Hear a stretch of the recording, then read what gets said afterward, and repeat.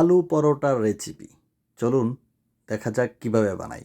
প্রথমে আলু সিদ্ধ করে নেবেন, তারপরে আলুটা সুন্দর করে মিহিম করে তারপরে কিছু ময়দা আটা দিয়ে দিবেন।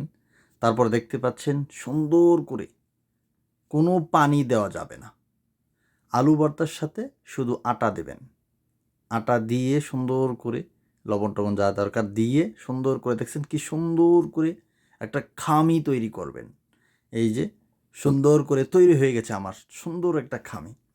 কোনো ধরনের পানি চলবে না, পানি দেওয়া যাবে না। তারপরে এই যে মানচিত্রের মতন একটা বানায় নেবেন। আমি এটা দুষ্টামি করে বানাইছি, তো সুন্দর হয়েছে, অনেক সফট এবং নরম, খেতেও খুব সুস্বাদু। এই যে সুন্দর করে বেলে বানাইছি আমি, বেটা মানুষ বুঝেনি তো। তা আলহামদুলিল্লাহ ভালো হয়েছে যে সুন্দর করে একেবারে গোল করে বানাইছি, যেটাকে বলা হয় আলু পরোটা।